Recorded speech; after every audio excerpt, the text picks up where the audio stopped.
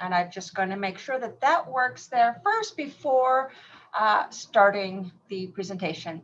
For everyone who is part of this, if you do not have the documents handy, if you are in, as I mentioned, there's a chat feature at the bottom of your screen.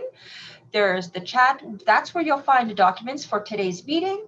Also, you'll see there's a reactions button. That reactions button is a great way to give me a thumbs up.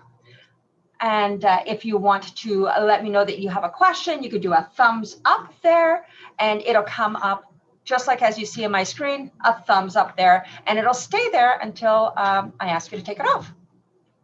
I encourage you to please please ask questions using the chat.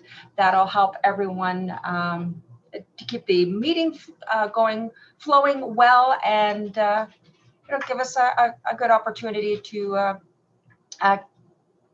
track your questions. And I am going to start this recording.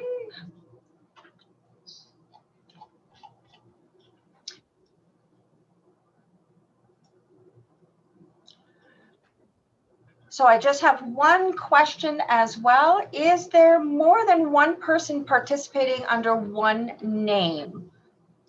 Because currently I have 20 participants. So if you are participating, oh, there we go, we got one more. If you are participating and there's more of you in your on the Zoom meeting, by all means, just let me know. You've got two, Dean? Yep. Perfect. Hey, George. Ready, Serena? We are, George. I'm just going to turn off your video. Everybody has been muted, with the exception of Dean. And I will now turn this over to Dean. Awesome. Thanks, Serena, for all the work going into this. And thank you, everybody, for taking part. Pauline, Melis, the board chair, has joined me. She's in my office here.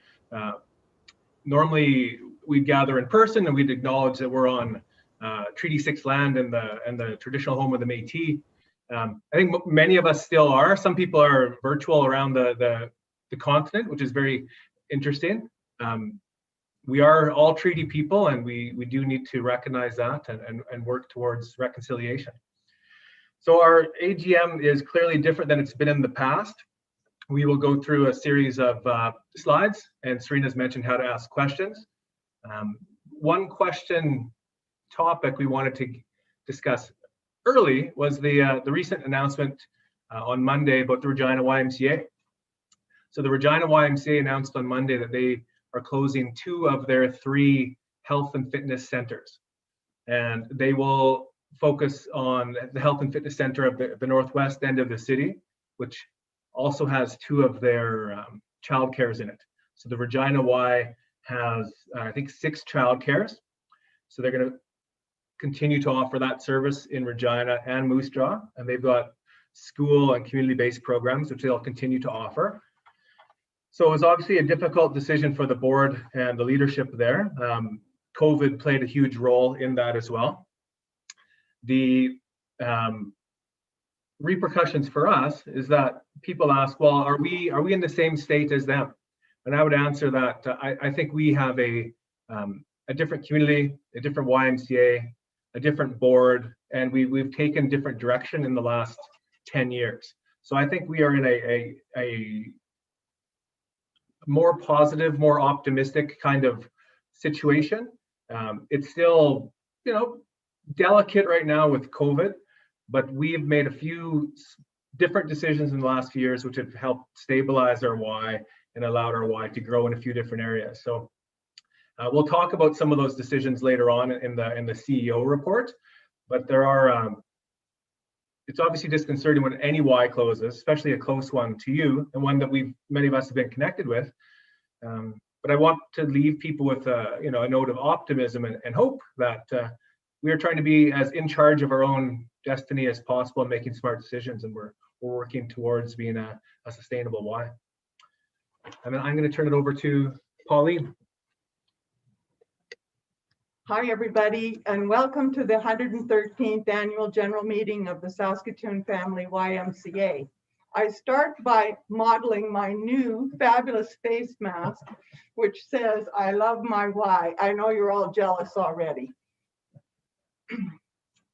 So it is 1:36 and it's time to call the meeting to order, which I will do. And I thank you all very much, as Dean has, for joining us here today for our session, which we hope will move along reasonably quickly. Although we do want you to ask questions as we go along if you have them. We have some spots in the program in which you can ask your questions.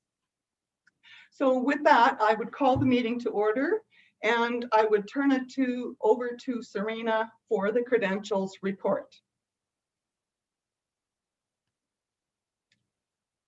Can't hear.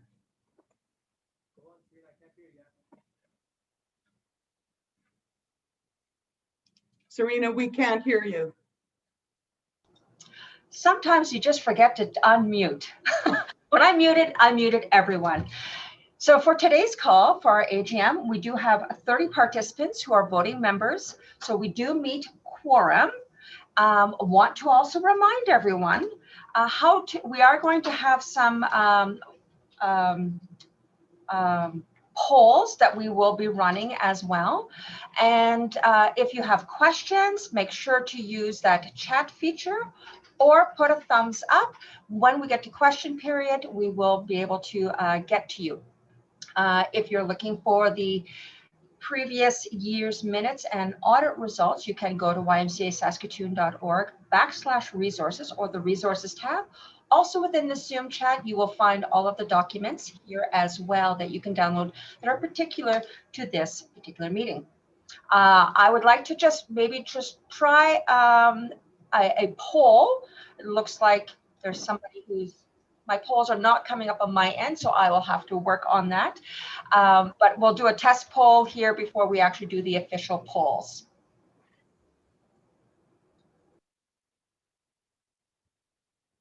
So are you doing the test poll now, Serena?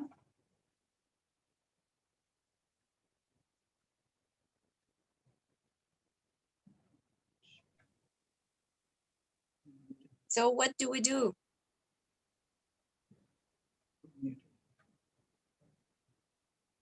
Serena, the poll does not seem to be popping up for the vote. What do we do? So you don't have to worry just yet. I believe either yourself, Dean, you may have access to polls. I think because there's too many people logged in under the same profile. Okay, maybe. At the top of the screen, you should, or the poll. Okay, polls, yeah, sure. So maybe you launch it.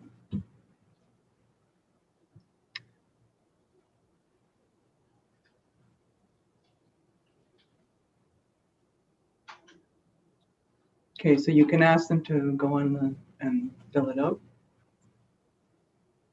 So you just do the first one, which is the test one. Yeah.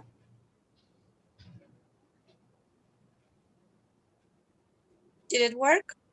You'll see just one moment, Galina. It'll show up on the screen. Yeah, okay, I see. And so if some of you want to go in and push yes or no so we can see that it actually works, that would be good. I did. So I'm going to ask that everybody stays muted until we call on you. If you have questions, please put them in the chat feature, please. Serena, do you want me to share the results now? I don't know if there's any.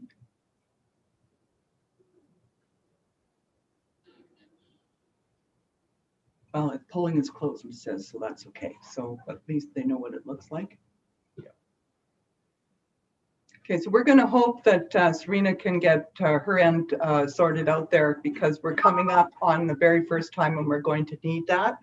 But I'm conscious that we need to move ahead. And Serena, I'm wondering if you could just go back to the approval of the agenda slide for me, please. Perfect.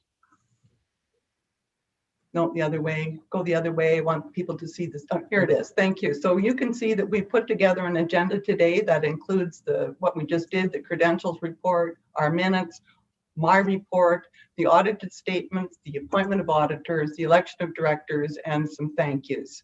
So with that, I am wondering, and we already have, because we did it this so it would smooth things along, but not to move the opportunity away from members. It was just to make it just easier with all the technology that needs to be done today. So then, Serena, you can move it ahead 2 slides, please. And then we will have, here we are, the approval of the agenda. So I have called for a motion to approve the agenda. And I have previously asked members of the board to approve, move or second these motions. And then we'll have an opportunity for discussion and then voting. So it's been moved and seconded that the agenda be approved by Ryan Chute and Carolyn Bagnell. Is there any discussion?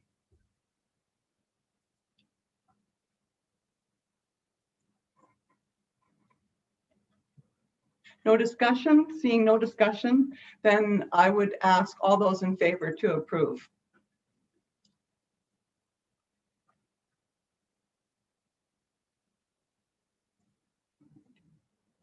This is where you'll have to do that poll.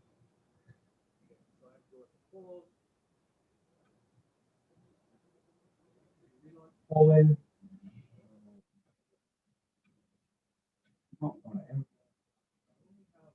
One.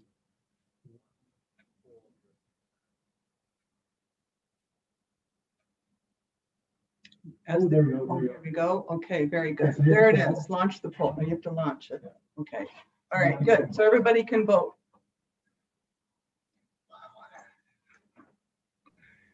Okay, we've got, I don't know, give it 10 seconds, maybe 15 seconds. 22 people have voted. Okay, we'll close the polling now with 22 people having voted and 100% of the people have agreed to approve the agenda. So the next slide then is about the minutes of the meeting of the last AGM, which took place on Thursday, November 28th at the Royal Canadian Legion branch in Saskatoon. And some of you will remember the shuffleboard associated with that.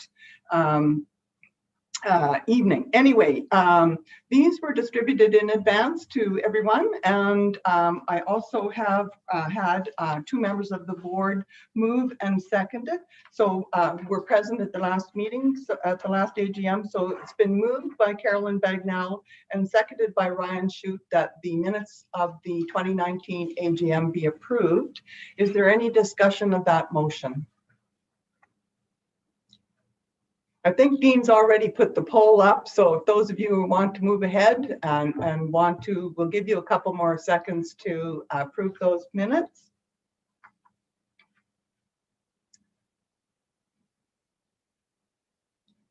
We will end the polling, and it shows that 16 out of the group that are here, or 100% of the voters, have approved the motion, so it's carried unanimously. So then I think with that, it's over to me for my president or chair's remarks for this year. And I have prepared a few words to share with you today. So some of you will have been at the annual Caribou Classic brunch on January the 1st. And at that time, I wondered whether we would be ushering in another roaring 20s decade, just as was done a century ago. At that time, COVID-19 was a small outbreak in a distant place. Who could have predicted its impact here in Saskatoon, never mind around the world? Yet, here we are. Our world has changed in so many ways. Gyms have closed and reopened with new safety and cleaning protocols. Daycare services have been open but scaled back as more parents work from home, and online and Zoom events have replaced in-person activities requiring new and imaginative ways to connect with people or to complete governmental requirements such as today's meeting. Our Y has managed to sustain its activities and to achieve some small successes this year in spite of it all. We opened a new family resource center in our Fairhaven location, and we received the keys yesterday to a new daycare in Brighton, which we plan to open in January. We found new ways to raise funds to support our Strong Kids annual campaign, including hosting a virtual Suits and Sneakers fundraiser in June. We had staff delivering programs online to adults and teens. Over the summer, we ran camp and fitness programs in the park. And we worked to ensure that when we started to meet more of our community's needs, we would do it in the safest and best ways possible. We have a resilient team of staff and volunteers who are committed to improving people's lives through service to our community. We have a strong and committed group of donors who support our ongoing activities. Thank you all so very much. We have a forward-looking board eager to serve the best interests of our Y as it addresses today's challenge. And we've been meeting a lot, folks, to help to move our Y forward. When I think back over the past year, what I missed most is the easy and daily interactions within my Y network and community. We say that we are more than a gym, and it's true. We are a community. My hope for the coming year is that our Y community continues to thrive so that we may get together in more familiar ways in 2021. Until then, stay safe and stay healthy, everyone. So with that, unless there are questions, and I don't know how to check if there's any questions from the chat, we'll just see. There's a chat. I will let you know. Okay, you'll let us know. Perfect. Thank you. So with no questions there, then I would like to turn the meeting over to Ryan Chute, who's the chair of the Audit Investment Committee for this major report. Ryan, over to you.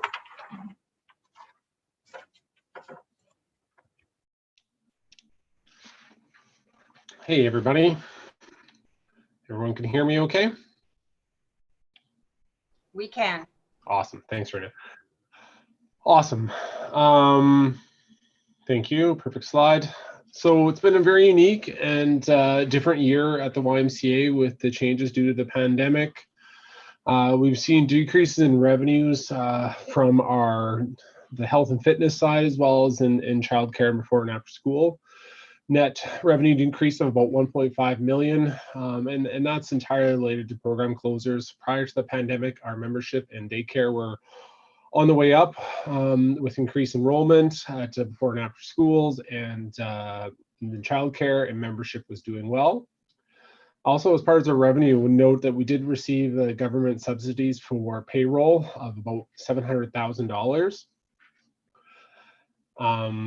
And then expenses also decreased relating to the pandemic, not on the same scale as our revenue, down about $700,000. And that once again is related to savings on salaries and wages and supplies with the shutdown. Net result of all of it is our net income for the year, we lost about $50,000 compared to pretty much breaking even the prior year. All in all, I would say that is a very good result. Given everything we went through, and it was directly related to the subsidies we received to cover part of our payroll.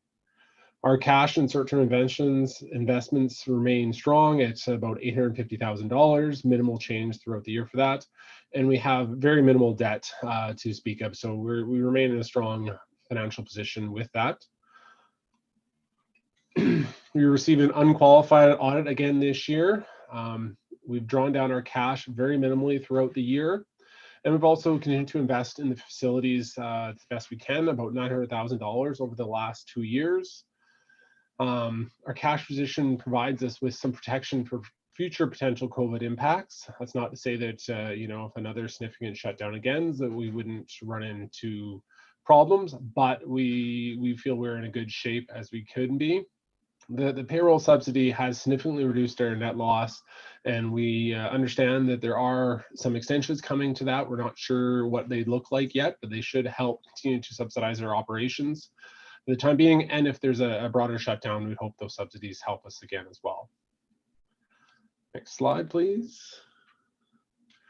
Looking a little closer at our revenues, change year over year, the biggest change in dollars is the program fees and membership. Membership was down 41% due to the closure, And our government grants are up net for childcare. These are just the childcare; they're not representative of the subsidy. Donations are down slightly from last year. We had some very strong donations in 2019. This year remains strong, but there wasn't as many major donations. Going to the expenses. Once again, down overall, and primarily are all related to the pandemic and closures relating to no summer camps this summer, reduced utilities with the buildings being shut down, reduced wages and program supplies as well. Our cash position remained almost identical throughout the year, with a net cash from operating. The slight investments in our capitals, very small repayment of debt, and offset by small changes in accounts payable, primarily and receivable, to keep us about $850,000 throughout the year. So that money is in there. There is part of this money that is restricted, that is expected to be used for capital improvements at our new Brighton daycare. That is the cash we received from the provincial government to create that. So just a note that part of that is restricted for that. Looking, our challenge and opportunities going in the future. Once, we start to get into a new normal, we expect childcare and before and after to be a major source of revenue, representing close to 2/3 of our go-forward revenue, and also is an area for us to continue to grow. We're opening a new childcare in Brighton, partnering with Dream on that, and then membership growth. We're looking to see if we can get back to where we were once we get into the new normal. And there has been some would say, in my opinion, a surprising return to our members, where I think about 70% have returned, and there are some that are still maintaining their memberships on hold, and we hope that they will return once they can. And then our facility, our down facility, we're looking at any upgrades we can to do that, and we can review for additional upgrades to change the facility as they come. With it being a unique year, happy to answer any questions that anybody might have. At this time, there are no questions in the chat. Does anybody have a question? If so, you can just do a thumbs up and I can unmute you.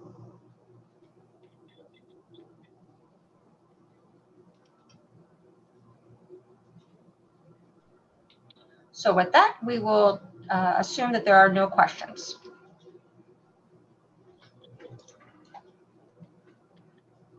And so does anybody have questions or any feedback or questions that you have based on what has been shared up until this time?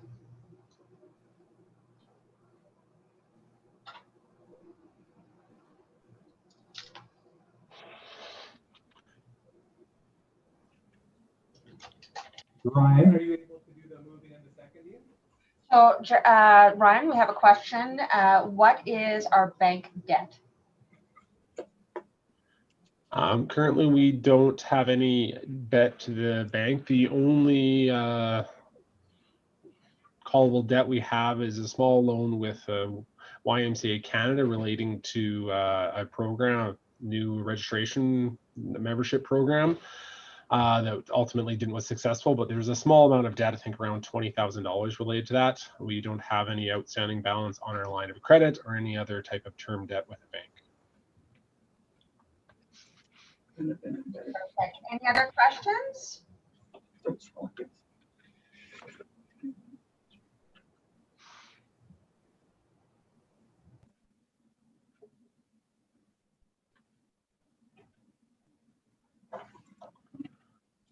Okay, am I good to proceed, Serena? You are good to proceed. Awesome. Okay, with that, I'd like to make a motion to accept our 2019-2020 financial audit statements. Just like previous motions, we've had a previous mover and seconder of Jordan and Daniel. With that, I guess we can move to the vote. And so Dean or Pauline, if you can present that poll. Should be right there on the screen. It's showed up on my side. It can take a few moments for it to show up.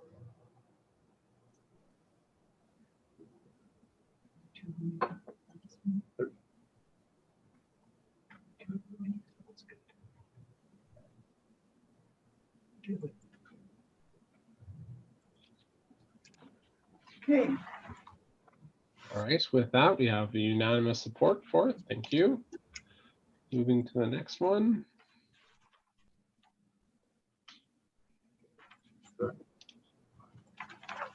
Our second motion is for the appointment of a new auditor. We issued a tender to select a new auditor for this year because we had used the previous one for many years. So we'd like to make a motion to appoint Myers, Norris, and Penny as our auditors for the next fiscal year. It has been moved and seconded already by Pauline and Adrian. I think the vote is up. So.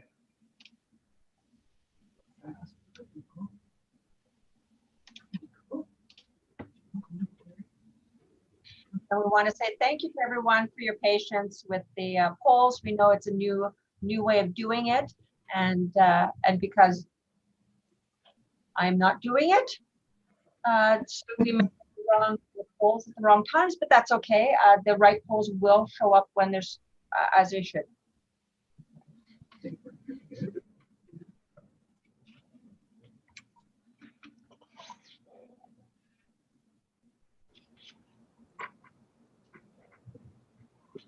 Sorry,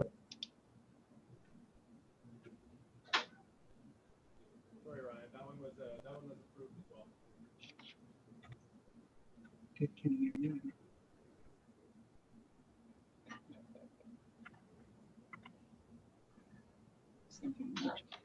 And so has this poll closed off for the MNLP? Yes. Yes.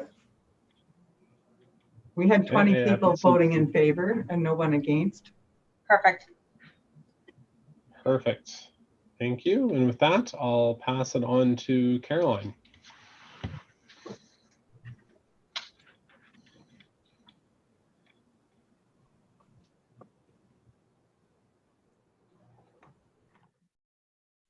Okay, can everybody hear me?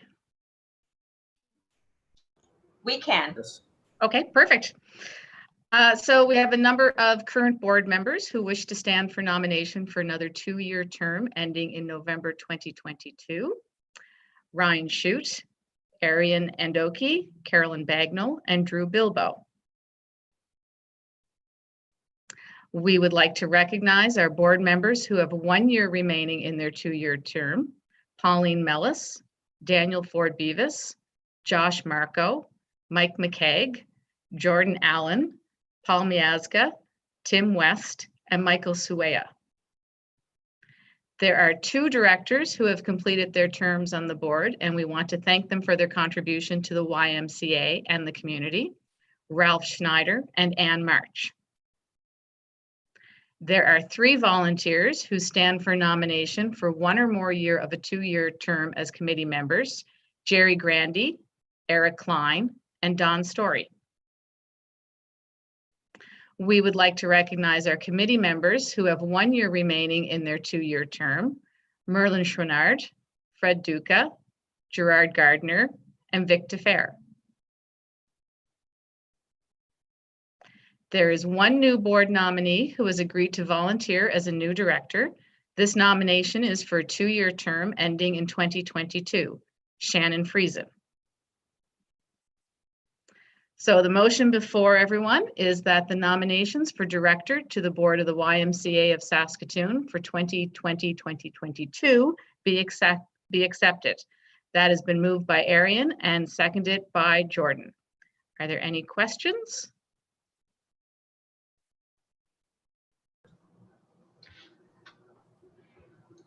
No, then I guess we proceed with the vote.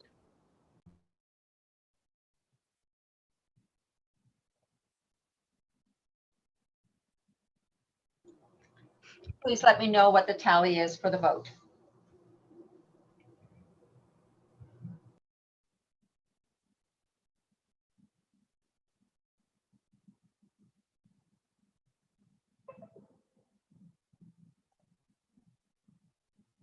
We're just waiting to see it pop up. There we go.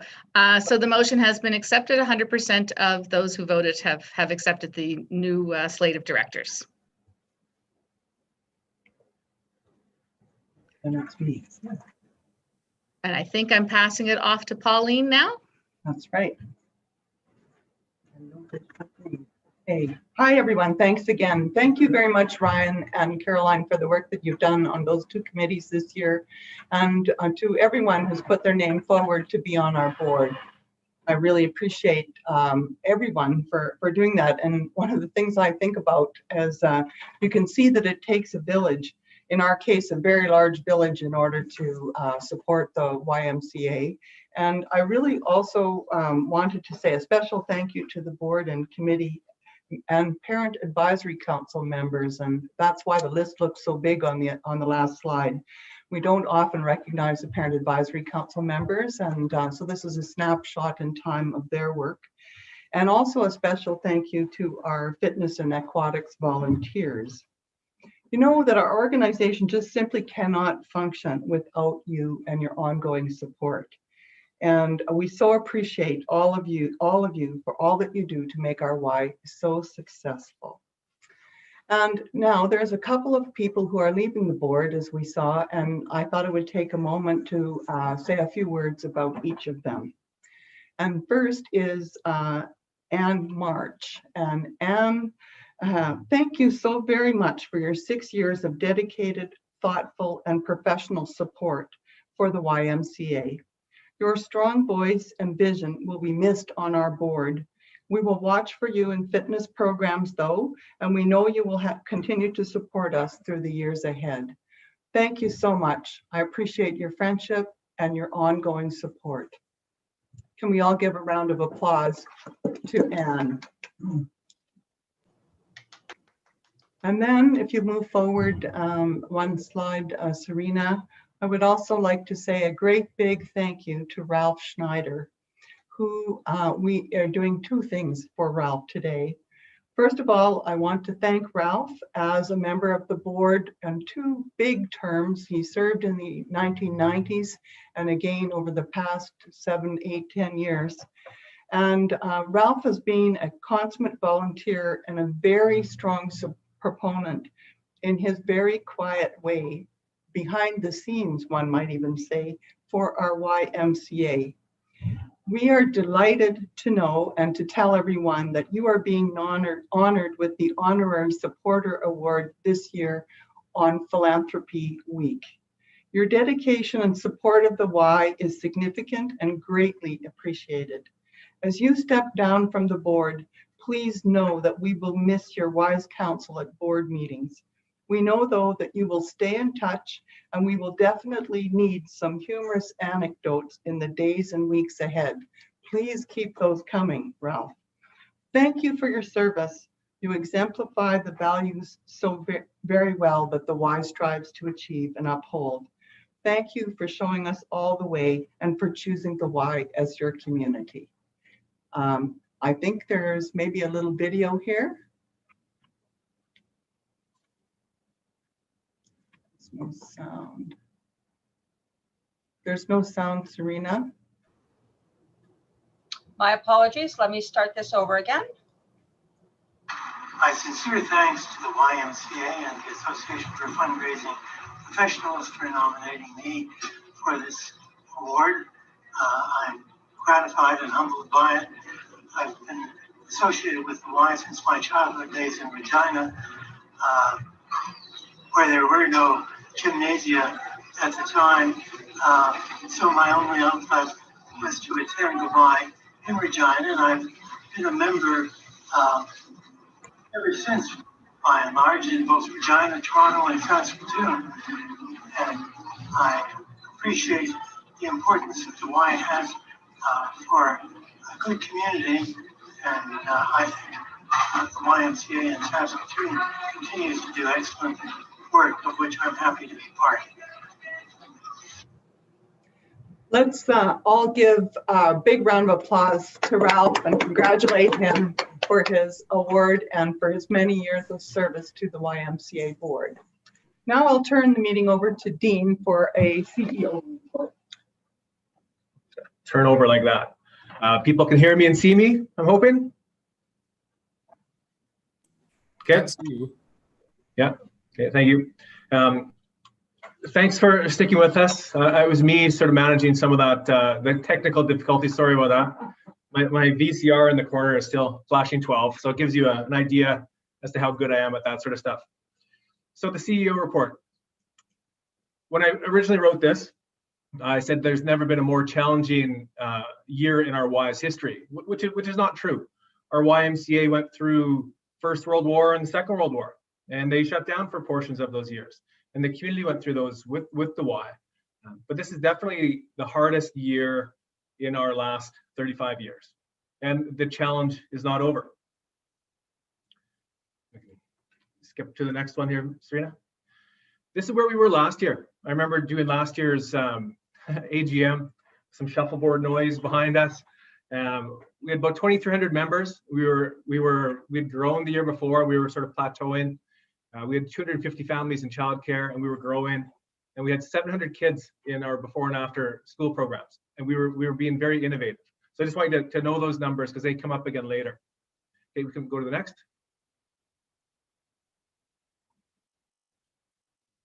So the year before and last year, we listened to our members a variety of ways. Focus groups, surveys, lots of in-person conversations. We review our programs, big and small. We review sort of our board performance, our personal performance.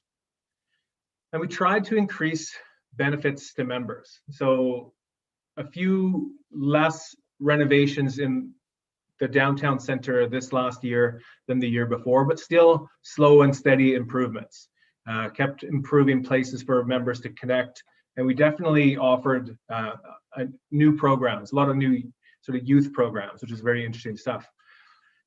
We always invest in staff. We know that's our number one resource, and retaining our staff is our goal in that. I'm amazed at where our staff come from and how long they stay with the Y. We continue to focus on member connection through the community outreach group, the Caribou Club. Those things were very, very helpful. And we did a little bit of work on the pool. Even this spring, we did some work on the pool, and we have some more that we have to do next year in the spring as well with a balance tank.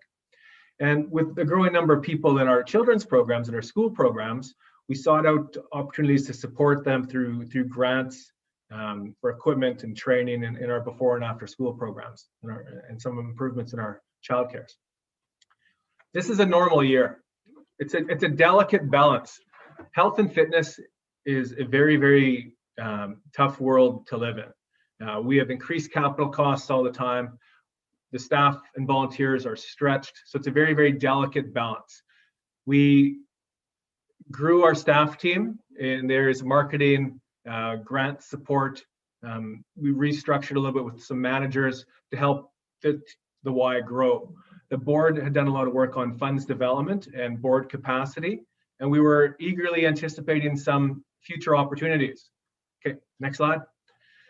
Yeah, and then March of 2020, and it picked up steam. Our first indication of COVID was in December when we had to prohibit a childcare family coming back from a trip to China. We had to prohibit them from coming into our center. Clearly not balanced. And this graph defies all laws of physics, where even though we're getting weighted down on this one side, we are clearly falling off the end on the other side.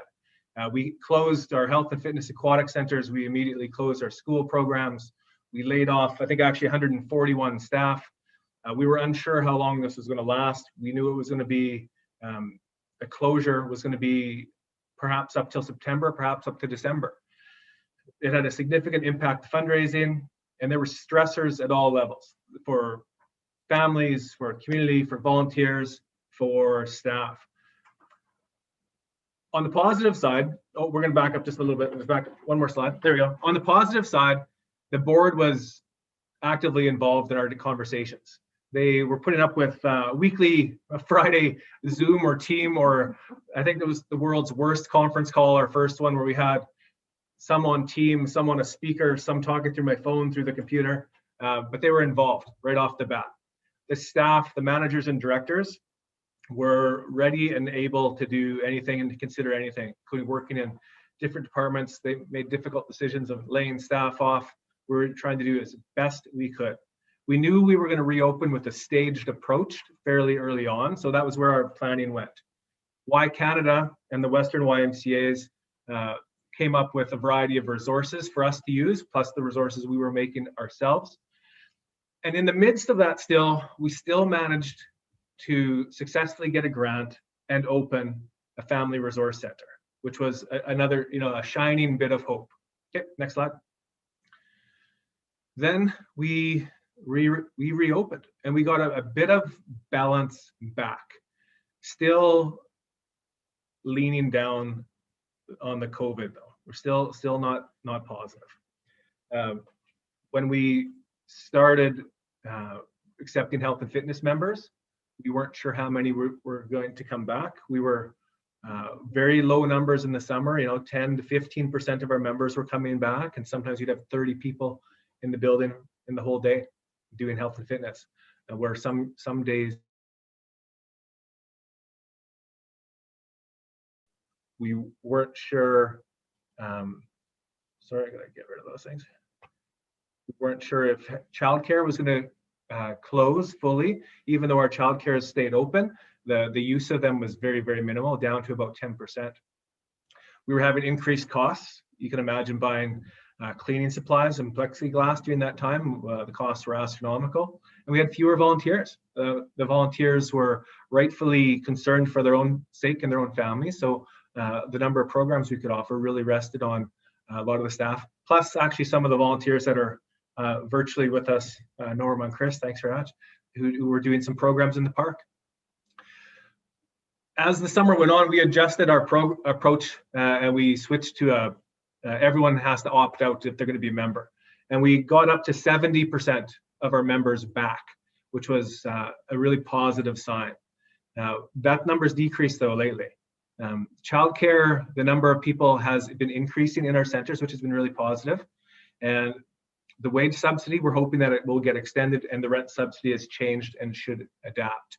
And our staff have been very, very adaptable. So we're a bit more balanced, but we're not out of the woods yet.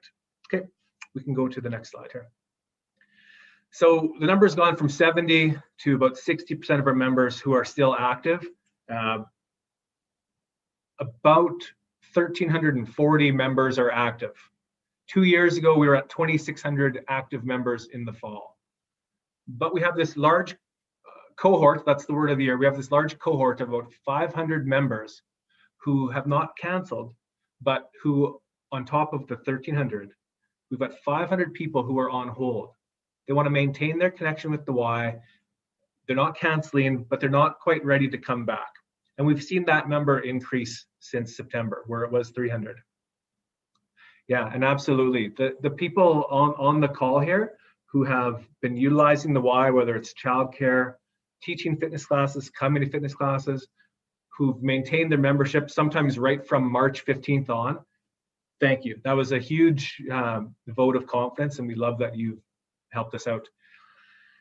Our childcares, I mentioned, are slowly returning, and the shining hope there is our new one in Brighton is going to exceed our expectations there. Our school programs are stable. They're not nearly as full as last year, but it's much more manageable, safer. The program quality is better, and the parents are very, very happy that we're able to work with them and the school board on that. I don't like the phrase new normal. I don't think there is such a thing. I think we're adapting almost every day, but we do need your help.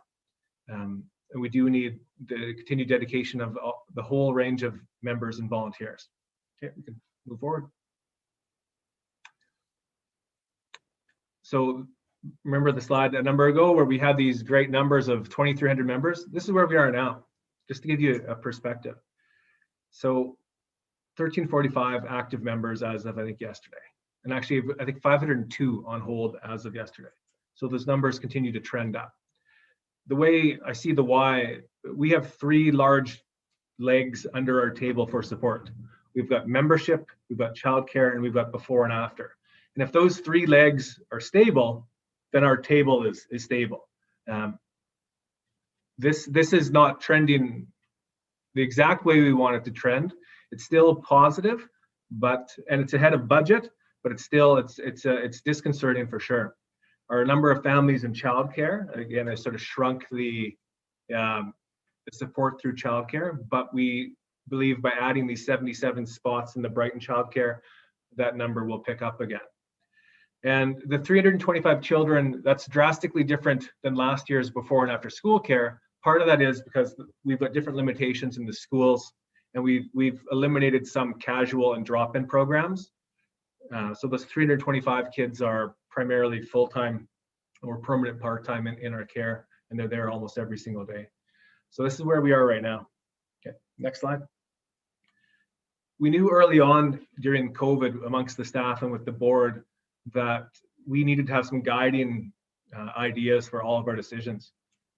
We needed to be the safest place we could be, and our decisions were based on making sure we're as safe for staff, volunteers, members, and families as we could be. We also knew we'd had to make the most sustainable decisions. We didn't know if we could afford to keep, part-time staff on for 1 week, 2 week, or half a year. So we had to make very sustainable decisions. We also didn't want to be having decisions always forced upon us. So we wanted to be as proactive as possible. So quite often in the reopen plan for Saskatchewan, the wise decisions were a little bit ahead of the provincial direction. So in regards to masks and limitations on numbers and things like that. And then the final guiding idea, regardless whether it was for members or childcare families, was that we would communicate clearly and timely and openly, and we try to do it in as many different ways as possible. So, and we come back to these all the time, these 4 points. Okay, next slide. This is the, perhaps the most important slide. There's 4 quadrants. The bottom left, the social fabric unraveling. If people become isolated, they feel alone, depression, and poor leadership from the YMCA, the community, the government, I think could result in that. And we see some of that happening in other communities. Thankfully, not really in Canada. This graph, I think, shows us that we can't have the same sort of transactions and same reactions that we've had in the past, and we can't have the same responses, because we'll be returning to a normal, which there is not a normal. We knew about on March 15th or March 16th, when we had our first set of managers meetings after the closure, was that our why was going to be a different why when we reopened. We didn't know what it was going to be, but we knew it was going to be a different why. Whether you like the image of a phoenix rising from the ashes or something like that, I'm not sure, but we knew we needed to be different. And the pandemic was the opportunity to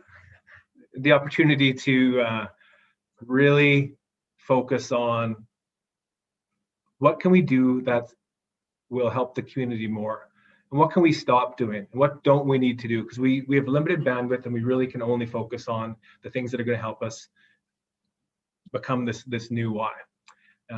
And we know we need to be bold, so we kept moving ahead with things like the Family Resource Center, planning for the opening of a new Brighton childcare, trying to be innovative with how we do programming and how we do youth programming. And we wanted to be in charge of our plans. So we're hoping that we're going to keep moving to this top right quadrant. I think that's where our YMCA needs to go. Okay, next slide. So at this point, we do have to thank the members. We are having more success with certain demographics. Like, we have hardly any in the downtown building youth programs right now. Primarily working with lots of adults downtown, but we work in the schools with lots of kids up to grade 6. We're working with virtual leadership programs. Our staff have been really trying to engage the community and think differently about how to engage with seniors who are isolated, and teens with mental health issues. Our members are still, I think, great ambassadors. And we do know, I was talking to one today, you might recognize Gus. He's one of our members who comes in every day. He's a role model with Straight Up, which is a program for people that have left gangs. And I was talking to Gus today about how he didn't realize how important it was, not just the exercise at the Y, but his connection with people. So when the Y was closed, he had significant, mental health issues. And he came back to the Y in June, and he was coming back just to exercise, but he quickly realized that was just a piece of what he was missing, and he was missing the connection. So thanks to the members that help people connect. Next slide, yeah, the staff, absolutely thank you. For most people, this will be the most difficult year in their YMCA career. Our staff have amazed me every single day with how adaptable they are and how proactive they are as well. I get lots of great ideas from the staff as to how to make sure that we're being safe and clear and providing excellent service. And it's stressful every day and every week. And sometimes I remember Veronica, our childcare director, we had a plan in the morning, and in the afternoon the plan had changed because it just had to change, and she was able to roll and adjust that. But I really have to thank the staff. I'm blessed to have such a great staff. Next slide. One of the things that we also have to keep connecting with are long-term supporters and donors. We had Pauline and I had a series of conversations this week with some long-term members and supporters, and we heard lots of fantastic things. And I think it really highlights the point that with the YMCA in Regina closing 2 of its centers, that we really need to focus on our support of our members and our long-term supporters if we're going to be a sustainable Y. So we'll likely invite all of you to a variety of meetings with Pauline and I and some other board members as well. Next slide. So these were our legacy, our Caribou members last year when we had that great little event at Calories. We will eventually get back to something like that. I even know that the Caribou event this January, we've gone through about 4 different versions of what that plan will look like for January 1st. And we keep planning and adjusting because we know it's important. So future opportunities. As Pauline mentioned, we have the keys to our new Brighton childcare in partnership with Dream Developments that will officially open in January. We're going to slowly transition some children over there from our Sutherland childcare in December. We are pursuing grants to improve some of the space which hasn't yet been improved, because we know attractive space makes it healthier and safer and has better results in staff member retention. So some work on the 3rd floor and in the racket courts area, actually, which are chronically underappreciated from the Y. So I apologize for that. And we will continue talks with the city. We do have some very interesting things going on with them in Brighton as they pursue with the school boards a combined center, which would have the 2 high schools, then a leisure center in the middle, with the leisure center being operated by the YMCA. That's the path we're working on right now. And there's lots of work to go into that still. And so if you have a chance to talk to any of the board members or myself about that, we'd love to do that with you. So like every year, yeah, we need your help. We need you to tell people what you love about the Y. We need you to be a volunteer. We know this year more than ever, people are going to need financial assistance to get involved in youth programs, camp, adult memberships. So we need those donations. So we want to have an increased impact.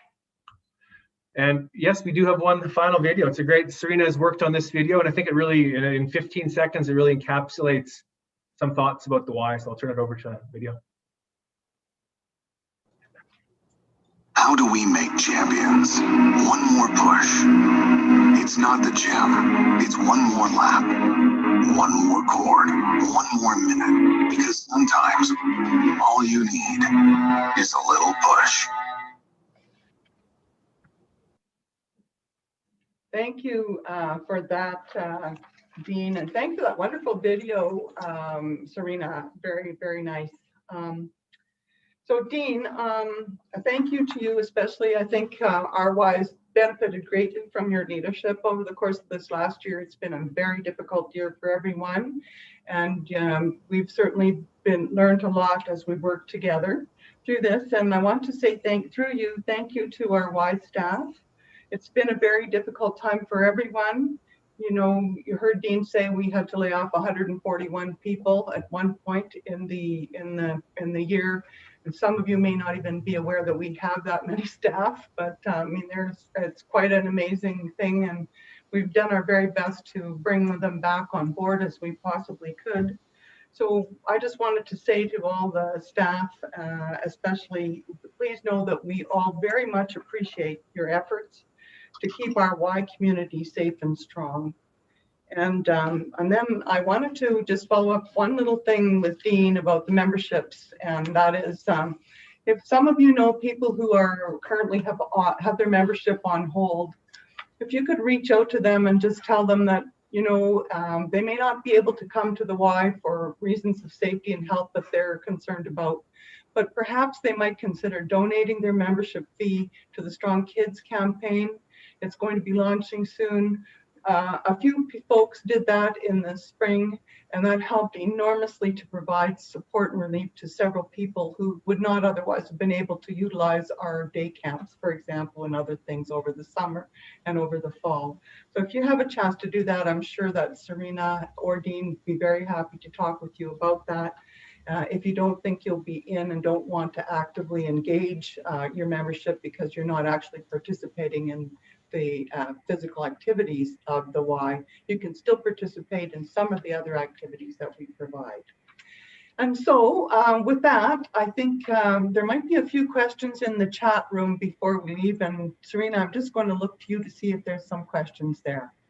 So we do have one question, and the question is, how many private gyms have closed permanently or even temporarily in Saskatoon? Do we have any idea? That is a great question. I don't have an exact idea. I know some have closed. I also know some small childcare. Sorry, Dean, you're cutting out. Oh, sorry. The answer is I don't know. I know some gymnasiums, like some fitness centers, have closed, and some childcares have closed. I don't know the exact number, but it would be very tough to be a single serve sort of gym where that's your only thing you do and you don't serve the community other ways. We're a little bit different than that, which I can find out though. So your mic is actually fading in and out, Dean. So we only got a portion of that. Sorry about that. Okay. No, I was just saying we don't know the exact answer. It would be very difficult to be an entrepreneurial gym or restaurant or store owner right now. I know there is a movement to have gyms sort of appointed as a essential service. I'm not sure where that is going to go though. That's all. Were there any other questions? If you do have questions, please let us know. So then that way we can make sure to address any of your questions. I'll just give folks a moment to see if anybody is writing anything in the chat before we close the meeting today. And this is the one place that we actually don't have anybody to actually move adjournment. So if there is somebody in the chat room who would like to do that, to move adjournment, and while you're doing that, I would like to just say thank you all very much for taking an hour out of your time to be with us today. I hope that this has been informative for you, and we look forward to seeing you at the Y at some point in the very near future. So I will just let you know that Bill Capahan has moved for adjournment, and Carol Grandy did the move, and Bill second. Thank you very much. I would declare the 113th annual general meeting of the Saskatoon Family YMCA closed, adjourned. Thank you all.